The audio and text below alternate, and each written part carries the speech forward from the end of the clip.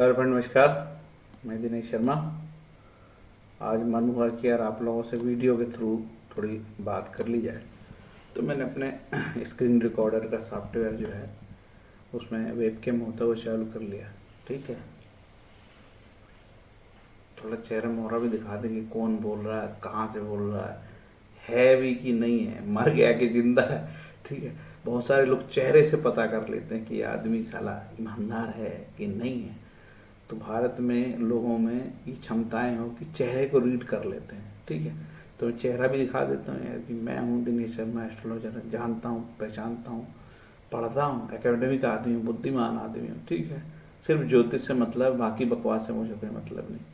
और जो ईमानदार व्यक्ति होगा वो ज्योतिष करेगा तो उसके पास पैसे की लाइन कभी नहीं लगेगी, पैसे नहीं होंगे, बस नाम कम जाए, नाम कमाएगा वो। ठीक है, तो मैं लघु पाराशरी आपको पढ़ा रहा हूँ। लघु पाराशरी के 42 श्लोक है, एक श्लोक दूसरे श्लोक से कनेक्ट है। ठीक है, तो आप सोचो कि मैं एक श्लोक पढ़ूंगा इसके बाद दूसरा नहीं पढ़ूंगा, ऐसे नहीं। तो आपको क्रम से वीडियो देखने पड़ेंगे। और जब मैं लघु पाराशरी के वीडियो बना रहा हूँ तो मेरे पास कम से कम 8 लघु पाराशरी की किताबें हैं। ठीक है, और तो 2 और मैंने बुलवाई, वो आ रही हैं अभी। तो 8 है मेरे पास। मेजर खोद तो मेन है ही, इसके अलावा 8 है। सीताराम झा की है, उड्डूदाय प्रदीप छोटी वाली है जो मेन किताब है, और लघु पाराशरी, मध्य पाराशरी भी है एक तो। ठीक है, इसमें आपको दिखता होगा।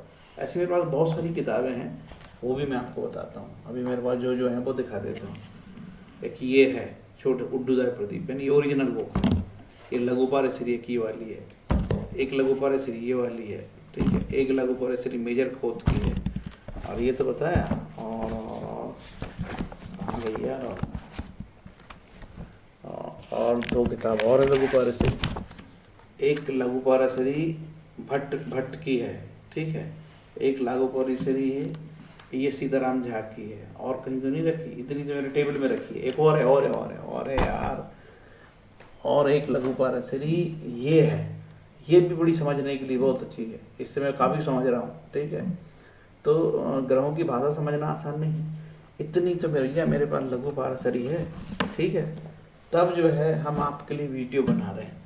ऐसे नहीं 2 लाइन पढ़े और आ गए वीडियो बनाने, भलाना ठिकाना, कोरे कोरे बात है ना। सेकंड हाउस में राहु होगा तो ऐसे करेगा। अरे सेकंड हाउस में राहु है तो किसके साथ बैठा है, किसके नक्षत्र में बैठा है, उसके साथ क्या क्या ग्रह हैं, किन ग्रहों पर दृष्टि पड़ रही है, और जातक की क्या दशा चल रही है, सूर्य है और कौन से ग्रह हैं, उसके अनुरूप फल दे। कोरी कोरी बकवास नहीं रे भैया, कोरी कोरी बकवास में नहीं होता जीवन। ठीक है, तो आप जगह जगह बकवास तो देखते ही रहते हो। ठीक है, तो भैया हम सीरियसली वीडियो बनाते हैं यार। ठीक, तो उम्मीद झेलो, हमको भी झेलो थोड़ा बहुत। अब मेरा वीडियो मैंने छोटा कर दिया है ना। मेन बात मैं इस टॉपिक पे आता हूँ। श्लोक नंबर 14 लघु पारस्त्री का बोलता है, केंद्र और त्रिकोण के सहयोग से ग्रह का शुभकारी होना, अन्य पाप ग्रह के संबंध ना होने की शर्त पे लगा दिया है केंद्र और त्रिकोण शुभ। तो अपन चलते हैं ये मेन श्लोक पे। ये देखो, इस पे ध्यान दो आप। ठीक है, बोलता है केंद्र त्रिकोण पत्य संबंधेन परस्पर इतरैर प्रसक्ता चेत विशेष फलदायका। केंद्र, अब इस जो स्लाइड है इसमें सारी चीज डिटेल आ गई है, आपको इसको रोक के ध्यान से पढ़ना पड़ेगा। ठीक है, इस पूरा सार है। केंद्र और त्रिकोण जिनकी अपनी राशि, दूसरी राशि भी केंद्र त्रिकोण, केंद्र और त्रिकोण जिनकी अपनी राशि, दूसरी राशि भी केंद्र और त्रिकोण को छोड़कर अन्य स्थानों में नहीं पड़ती हो, तो वे यदि परस्पर संबंध करें तो उनके योगज फल विशेष होंगे, कुछ पल्ले नहीं पड़ता। ये मेन लघु पाराशरी ने लिख दिया। फिर सीताराम झा की व्याख्या पे हम गए तो बोलते हैं, केंद्र और त्रिकोण में परस्पर संबंध हो तो इस हालात में यदि दूसरे स्थान का मतलब केंद्र त्रिकोण से भिन्न स्थान के स्वामी से संबंध सहवास ना हो तो विशेषकर शुभ फलदायक होते हैं। अर्थात यदि दूसरे स्थान के स्वामी से भी संबंध हो तो सामान्य रूप से कारक होते हैं। बहुत क्लियर नहीं है, सहवास नया शब्द डाल दिए। ठीक है, सीताराम झा से भी हमको बिल्कुल क्लियर कट नहीं समझ में आया। रमेश्वर भट्ट की छोटी सी जो किताब है, क्लियर कट लिख दिया यहाँ पे। क्यों आदमी अलग अलग किताबें क्यों पढ़ता है? इसलिए तो पढ़ता है कि सामान्य बुद्धि का आदमी नहीं समझ में आता। अब हम लोग कोई कॉलेज में तो पढ़ा नहीं रहे, कोई प्रोफेसर तो पढ़ा नहीं रहा हमको।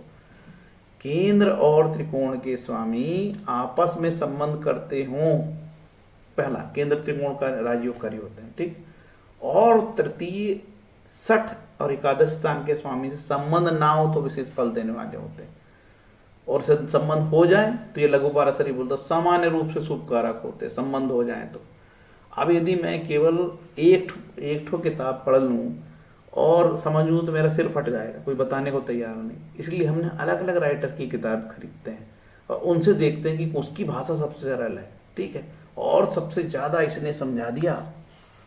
ये है संपूर्णानंद संस्कृत विश्वविद्यालय वाराणसी, लघु पाराशरी, मध्य पाराशरी, इसने ज़्यादा समझाया मेरे को, ठीक है। तो अब क्या देखा, वो बोलते हैं कि सामान्य रूप से शुभ होगा। इसके बाद ये कहते हैं विशेष फल देने वाले होते हैं यदि वो संबंध ना हो तो, ठीक है।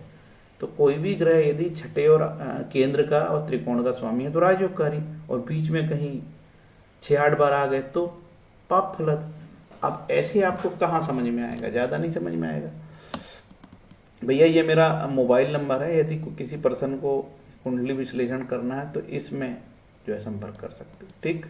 7697871225। मैं भूल गया था। और इसके पहले मैं और बढ़ूँ, इसके पहले हमने ना लघु पाराशरी का 13वां अध्याय के विषय में बोले थे, और उसमें लिखा है कि प्रबल होने पर राहु केतु जिस भाव में और जिस भाव इसके साथ रहते हैं उसी के अनुसार शुभ फल देते हैं, शुभ या शुभ फल देते हैं। प्रबल लिखा, ये प्रबल के लिए मैं ये बताना भूल गया था कि प्रबल शब्द का यूज आया है, ठीक है। प्रबलो, ये देखो ऋषि पाराशर ने प्रबलो शब्द लिखा है, और ये सीताराम झा ने इसका विशेष बात लिखा, प्रबल होने पर सीताराम झा ने विशेष टिप्पणी लिखा है, बोला है कि राहु केतु के बारे में। जब आप इसलिए बोलता हूँ सबको कि ब्रह्मा मुरारी त्रिप्रांतकारी भानु शशि भूमि सुतो बुधुश्च गुरुश शुक्र शनि राहु केतु कुर्वन्ते सर्वम प्रभात, मेरे टेबल में लिखा रहा है, ठीक है। मैं जब भी, मेरे को जब भी नजर आती है तो मैं नवग्रह का पाठ करता हूँ, क्योंकि भैया मैं एस्ट्रोलॉजर हूँ यार, ठीक है। बिना ग्रहों की अनुमति के कैसे किसके बारे में अच्छा फल बता दें। लोग पैसे देते हैं तो उम्मीद करते हैं और सिर पे चढ़ जाते नहीं, तो और ज़्यादा पैसे लेंगे तो वो फिर आपको बोलेंगे कि मेरे को फलित ही बता और मेरे पक्ष में बता, ये बड़ी दिक्कत है।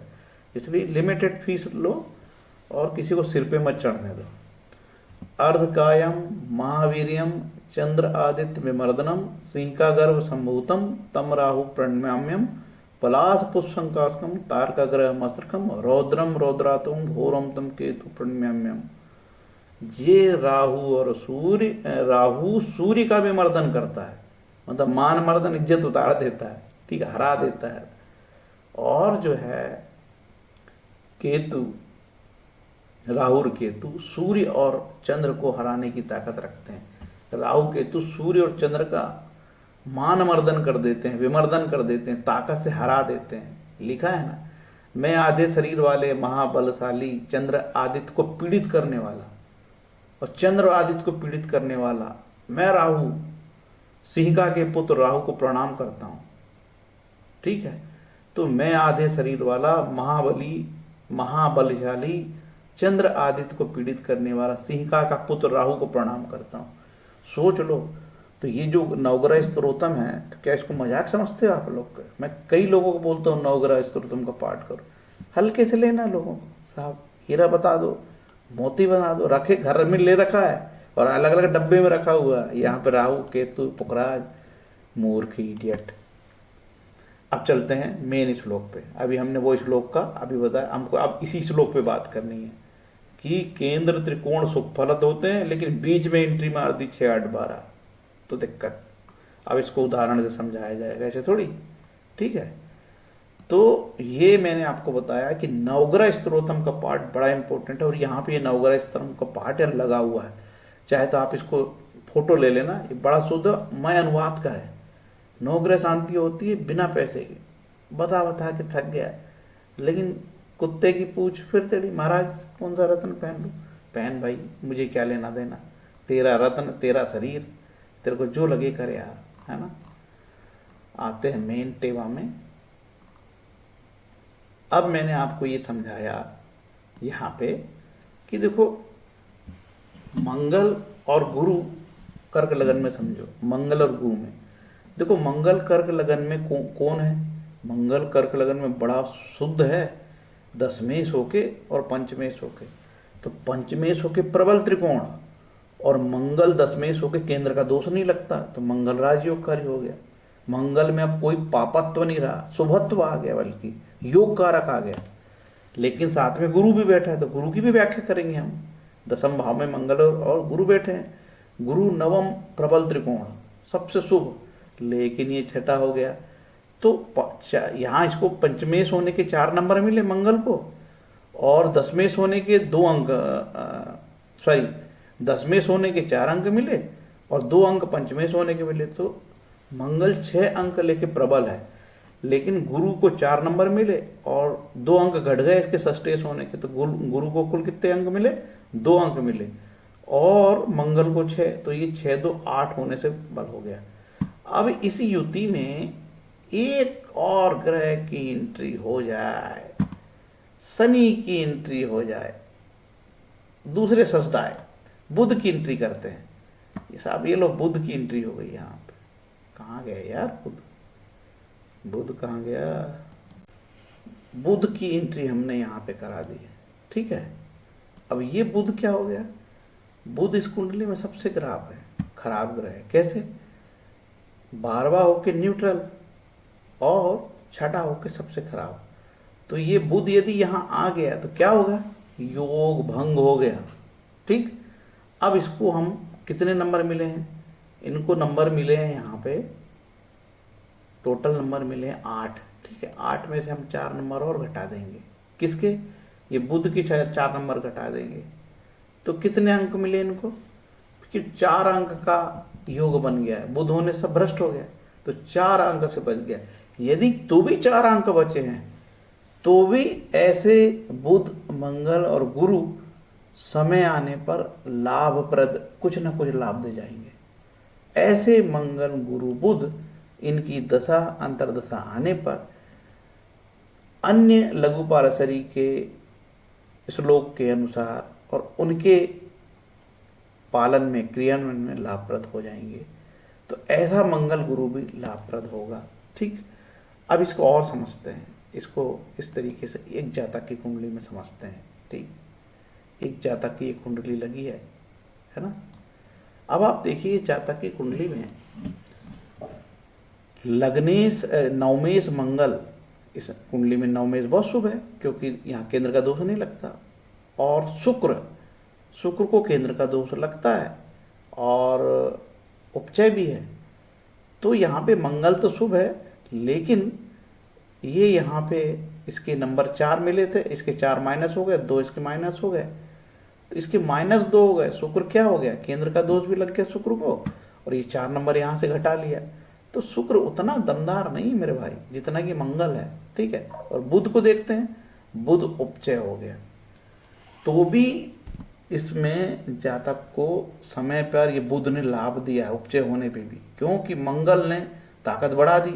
मंगल 4 और 2 6 अंकों के साथ यहाँ पे था, तो इसने जो, और राहु को यहाँ शुक्र को यहाँ दूसरे स्थान के हम 4 बिंदु दे देते हैं, 4 मिलेंगे इसके, और 4 घट गए, तो शुक्र तो 0 नंबर दिया, लेकिन मंगल ने हमको यहाँ पे 6 नंबर दे दिया, ठीक। और बुध आया, तो बुध ने यहाँ पे, बुध के हमारे यहाँ नंबर कैसे क्या होंगे? बुध के यहाँ 4 नंबर घट जाएंगे, 4 नंबर घट जाएंगे तो 2 अंक तो भी बच गए। 2 अंक से यहाँ पे 2 अंक फिर भी बच गए, तब भी ये शुक्र मंगल बुध अपनी अंतर्दशाओं में लाभप्रद हो जाएंगे। जैसे ये जातक अभी इंजीनियर है, ठीक है, पंजाब सरकार में, और ये जातक का भी प्रमोशन होना है। तो ये जातक की जब बुध की राहु में बुध चल रहा है, तो बुध ने इसको जो है प्रॉब्लम क्रिएट कर दिया, ठीक है। बुध की नौकरी में थोड़ा संकट ला दिया, और जो है जातक का प्रमोशन रुक गया, जातक का प्रमोशन रुक गया। क्यों? बुध उपचय है, लेकिन फाइनली सॉल्यूशन हो जाएगा, क्योंकि मंगल और शुक्र भी हैं, बचा ले जाएंगे उसको। और इस बुध ने समय समय में उसको कई प्रकार के लाभ दिया है, क्योंकि मंगल और शुक्र योगकारी हैं। इस तरीके से हम इसकी व्याख्या समझ सकते हैं। और ये जो माइनस प्लस का ज्ञान है, हमको सिर्फ ये किताब बताती है, लघु पारसरी ये वाली, ठीक है। संपूर्णानंद संस्कृत विश्वविद्यालय वाराणसी। ठीक है, तो क्या है कि हम लोग मूढ़मती के आदमी हैं, इतनी सारी चीजें हम नहीं समझते। अब केंद्र का दोष और आपको बताता हूँ, केंद्र का है ना। अब मंगल देखो, मंगल यहाँ पे मेष लग्न की कुंडली में सबसे ज्यादा शुभ फल देने वाला कौन कहलाएगा? एक है, सूर्य है। सूर्य यहाँ बैठा है, ये देखो सूर्य यहाँ पे बैठे हैं। और दूसरा योगकारी कौन सा ग्रह होगा? गुरु होगा। ये गुरु आ गया, गुरु कहाँ से लाऊं यार, ये गुरु आ गया। ठीक, ये गुरु आ गया। लेकिन दोनों केंद्र केंद्र उतने लाभ नहीं देंगे जब तक कि ये दोनों त्रिकोण, ये दोनों त्रिकोण हो गए, सूर्य त्रिकोण हो गया और गुरु भी त्रिकोण हो गए, गुरु की एक राशि यहाँ आ गई। जब तक इसमें कोई हमको एंट्री ना हो किसी की केंद्र की, तो हमको यहाँ मंगल हो गया, ये बन गया राजयोग। लग्नेश मंगल, लग्नेश को अष्टमेश का दोष नहीं लगता। लघु पारसरी पढ़े हो कि नहीं पढ़े? लग्नेश को अष्टमेश का दोष नहीं लगता, नहीं लगेगा। ठीक है, तो ये मंगल यहाँ पे केंद्र भी हो गया, त्रिकोण भी हो गया, लेकिन कमजोर है। जितना ताकतवर गुरु है उतना नहीं है। और सूर्य बहुत बलशाली है। तब जब ये मंगल की दशा आएगी, गुरु के अंतर्दशा आएगी, सूर्य की दशा अंतर्दशा आएगी, तो जातक को शुभ फल मिलेंगे। बोले साहब ये बहुत अच्छे योग आए थे, लेकिन मेरी कुंडली में यहाँ बुध घुस गया। अब बुध घुस गया तो क्या पूरा बर्बाद कर देगा? ना, पूरा बर्बाद नहीं करेगा। बुध ने नंबर घटा दिया। ठीक है, वो जो प्रबल राजयोग बन रहा था, बुध ने पूरा सत्यानाश कर दिया यहाँ पे, लेकिन पूरा नुकसान नहीं किया। क्योंकि गुरु को यहाँ 4 नंबर मिल गए, मंगल के हम जोड़ेंगे और सूर्य को जोड़ेंगे 2 और मंगल के जोड़ेंगे 2, 4 2 6 और 8 नंबर होने के बाद बुध के हमको 4 नंबर, बुध के ज्यादा नंबर घट जाएंगे, इसके घटेंगे 4 और इसके घटेंगे 2, तो कितने नंबर बच गए? गुरु के पास ये 4 नंबर, न्यूट्रल होने का कुछ नहीं देंगे, ये 4 नंबर, और सूर्य के पास 2, 4 2 6, मंगल के 2 8, 8 में से 6 घट गए तो कितने बचे? 2। अब मैं बता रहा हूँ जातक को कुंडली, अरे तुम्हारा तो लग्नेश है ना, लग्नेश मंगल सूर्य बड़ा योगकारी है, अरे बड़ा लाभ देगा। नहीं साहब, योगकारी है, लेकिन ये सूर्य ने तो पूरा, बुध ने तो सत्यानाश कर दिया। बुध ने इसके पूरे अंक घटा दिए, योग के, योग भंग कर दिया आके।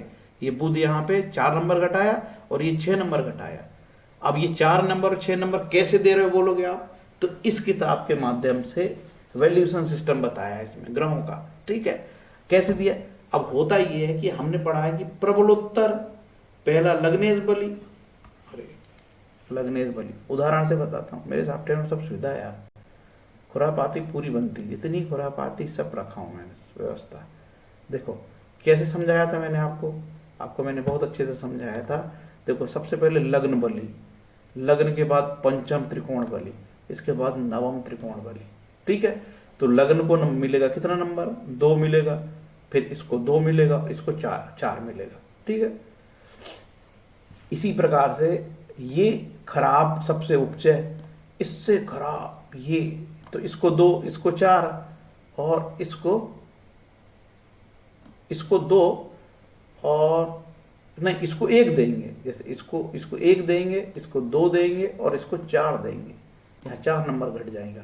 ठीक है, ये प्रबल सबसे उपचय खराब है 11 नंबर। ठीक है, वैसे ही केंद्र में ये बलि, फिर इससे बलि 1, तो इसको देंगे 1 नंबर, इसको देंगे 2 नंबर, इसको देंगे 3 नंबर, इसको देंगे 4 नंबर। ठीक, अब त्रिकोण में इसको देंगे 2 नंबर, इसको देंगे 1 नंबर और इसको देंगे 2 नंबर और इसको देंगे 4 नंबर। इस तरीके से नंबरिंग सिस्टम करके हम बताएंगे साहब आपका योग तो बन रहा है, लेकिन बुध ने योग भंग कर दिया। अब डायरेक्ट हम इसको कुंडली में लगा के देखते हैं। चलो आप एक कुंडली लगा लेते हैं, जब तक उदाहरण से ही हमको समझ में पड़ेगा। ये एक जातक की कुंडली है। अब देखिए इस जातक की कुंडली में लग्नेश बुध आया है यहाँ पे और दशमेश भी आया है, तो इसने तो 6 नंबर दे दिया यार, लग्नेश के 2 नंबर और दशमेश के 4, 6 दे दिया। सूर्य को कोई नंबर नहीं मिलेंगे, सूर्य न्यूट्रल है, सूर्य न्यूट्रल होगा, सूर्य 0, तो 6 नंबर बचे हैं और ये चंद्रमा घुस के 4 नंबर काट दिया। इस जातक के पास योग के नाम पे 2 नंबर बचे हैं, तो जातक कुछ भी हो, बहुत बड़ा राजयोग नहीं बन रहा है। क्योंकि इस कुंडली में बहुत बड़ा राजयोग बनता है। कौन सा या योग दिखता है आपको राजयोग? देखिए इस कुंडली में ऐसा राजयोग है, नवमेश दशमेश नवम में और नवमेश दशम में। इससे बड़ा राजयोग दुनिया में कुछ नहीं बनता, ठीक है, वो है। लेकिन ये चंद्रमा आके घुस के पूरा सत्यानाश कर दिया। ये चंद्रमा आके घुस गए यहाँ पे, ठीक है। महाराज चंद्रमा की जो एंट्री हुई योग भंग कर दिए, ठीक। इसके बाद इसकी कुंडली में और क्या बुराई चीज दिखती है आपको? इसकी कुंडली में देखो ये मंगल यहाँ पे, ये मंगल इसके पत्नी स्थान पे आ गया और राहु भी इसका यहाँ है, ठीक है। और गुरु भी इस कुंडली में कोई शुभ तो है नहीं, केंद्र का स्वामी तो क्या होता है, केंद्र के दोष से लगा। लेकिन लग्न में गुरु बैठा है, तो जैसे कि शास्त्रीय किताबों में लिखा है, खासकर जातक तत्व में, लग्न का गुरु जातक के केंद्र लाखों केंद्र के कुंडली के लाखों दोषों को खत्म कर देता है। इस तरीके से हम इसको समझ सकते हैं, ठीक है। उम्मीद है कि ये प्रयास आपको अच्छा लगता होगा, ठीक है। मैं सरल से सरल भाषा में बताने का प्रयास करता हूँ और मेरे पास सब संसाधन है यार। रोज अपना चेहरा वीडियो दिखा सकता हूँ, सब मेरे पास है उपाय, ठीक है। लेकिन अब पीपीटी से समझा देता हूँ, हमको अपना चेहरा दिखा क्या मतलब यार, ठीक है। कभी मन हुआ तो आ गए, नहीं तो नहीं आए, ठीक है। इस तरीके से आपको समझना। तो लघु परसरी के आज 14 नंबर का श्लोक हो गया। मैंने 6 नंबर से बनाना चालू किया, 6, 7, 8, 9 और 10 एक साथ बनाया, नहीं 10 और 11 एक साथ बनाया, 9, 10, 11 एक साथ बनाया, 12 अलग बनाया, 13 अलग बनाया और ये 14। अब आपको 15वां जो श्लोक मिलेगा। फिर बोल देता हूँ, लघु पारसरी आपस में कनेक्टेड है। यदि आपने कोई बोला कि मैंने एक ही लघु पारसरी का श्लोक देख लिया तो पल्ले नहीं पड़ेगा। लघु पारसरी आप जितने बार पढ़ो नए नए उसके मिलते हैं, और लघु पारसरी की जितनी आप टीकाएं पढ़ोगे उसमें नए नए श्लोक बताए हैं लेखकों ने। इसलिए लघु पारसरी पढ़ने के लिए कम से कम 1, 2, 3, 4, 5 किताबें शौकिया रखनी चाहिए। जो एकेडमिक रुझान वाला उनके लिए बता रहा हूँ। अब जिसको ज़्यादा उसका बजट नहीं अलाउ करता है तो ठीक है भाई, देखो बहुत सारी चीज़ें तो पीडीएफ में मिल रही है आजकल। अब लघु पारसरी बहुत पीडीएफ में भी मिलती है, ठीक है, तो कोई काम नहीं रुकता। लेकिन पीडीएफ में पढ़ने का मजा अलग है, किताब लेके पढ़ने का मजा अलग है। पीडीएफ में क्या आंखें खराब होती है यार, इतना आसान नहीं पढ़ना। तो भैया इतना बोल के मैं अपने वाणी को विराम देता हूँ और वीडियो बंद करना चाहूँगा। उम्मीद है कि यह वीडियो आपको अच्छा लगेगा और लगातार ऐसे प्रयास जारी रहेंगे। लघु पारसरी पर वीडियो ऐसे भी बनते रहेंगे। जब जैसे कि मैंने अभी एक उदाहरण वाली कुंडली आया है, तो जब भी कोई आएगा ऐसा तो मैं उसका टेबल लगा के आपको श्लोक कोट करूँगा, ये श्लोक ऐसे फलित हो रहा है, ठीक है, तो ज़्यादा समझ में आएगी। कोरे कोरे श्लोक पढ़ने से शायद ये किताब नहीं होती तो मैं नंबरिंग नहीं सीखता, ठीक है, ये किताब ना होती तो मैं नंबरिंग नहीं सीखता। और ये नंबरिंग बहुत इंपॉर्टेंट है। योग भंग नाम सुनते हो, तो ऐसे योग भंग। अब मेरे दिमाग में कन्फ्यूजन ये था, क्या योग भंग हो गया तो पूरे रिजल्ट नहीं आएंगे? नहीं आएंगे, उसमें शेष बचना चाहिए। पूरा माइनस हो जाएगा तो कुछ रिजल्ट नहीं आएगा। मैंने ये जो प्रक्रिया बताई है उसमें आपको ग्रहों के पास कुछ ना कुछ अंग बनने चाहिए योग में। ये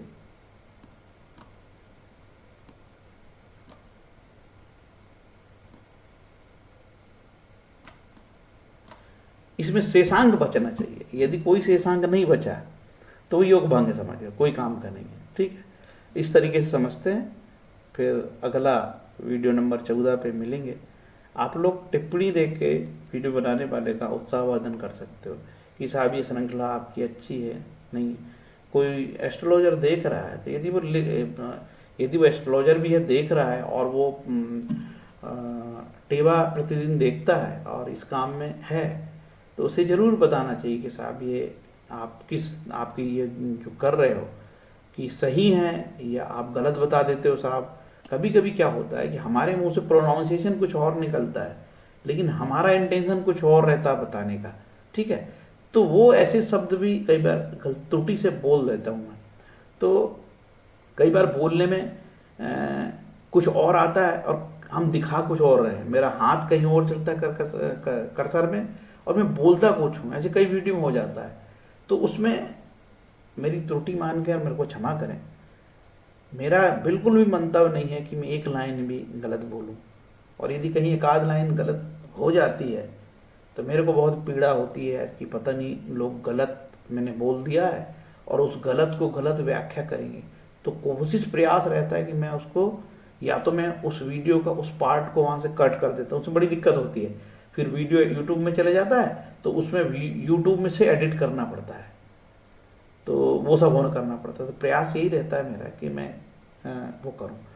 और एडिट करने में जनरली क्या, मैं ये आई टॉप से बनाता हूँ तो जनरली वो सीधे पूरा वीडियो ले लेता है और अपने आप सीधे बनने के बाद उसको हम बिना एडिट किए ही डाल देते हैं, क्योंकि एडिट करने की ज़रूरत नहीं पड़ती। जैसे ये वाला अभी वीडियो बना रहा हूँ तो ये मेरी त्रुटि से वीडियो बंद हो गया, तो ये पार्ट 1 पार्ट 2 में बन गया है, तो इसको मैं एडिट करके डालूंगा। ठीक है, एडिट करूंगा तो एडिट कर, जब वीडियो एडिटिंग सॉफ्टवेयर में डालो तो उसकी फिर साइज बड़ी हो जाती है, फिर साइज को कम करो, ऐसे ही श्रम साध्य काम हो जाता है वीडियो बनाना। तो अब हम एकेडमिक आदमी हैं, हम ज्योतिष पढ़ भी रहे हैं, टेवा भी देखते हैं, लेकिन हमको ये सब काम भी सीखना पड़ा और बनता है करके हमारी स्किल बढ़ी हुई है। नहीं तो एक आदमी वीडियो भी एडिट करे, ज्योतिष भी करे, कंप्यूटर का ज्ञान भी रखे, आसान नहीं है। बड़े एस्ट्रोलॉजरों के पास टीम होती है, वो बड़ा सा कैमरा लगा के, लाइट लगा के और ताम झाम से फेस मतलब पाउडर वाउडर लगा के मित्रों चालू हो जाते हैं। ठीक है, राशि गोचर बदल रहा है, तो वो सुविधा मेरे पास नहीं है। अब मेरे पास ताम झाम होगा तो मैं भी मित्रों वाला चालू करूँगा। ठीक है, करो ताम झाम, जिस कलयुग है यार, कर लवार लोगों की दुनिया है, कलयुग लवार लोगों की दुनिया, जो जितना झूठ बोले जितना झूठ बोले जितना झूठ बोले उतना सफल। कलयुग का असर है। रखता हूँ, हरे कृष्णा।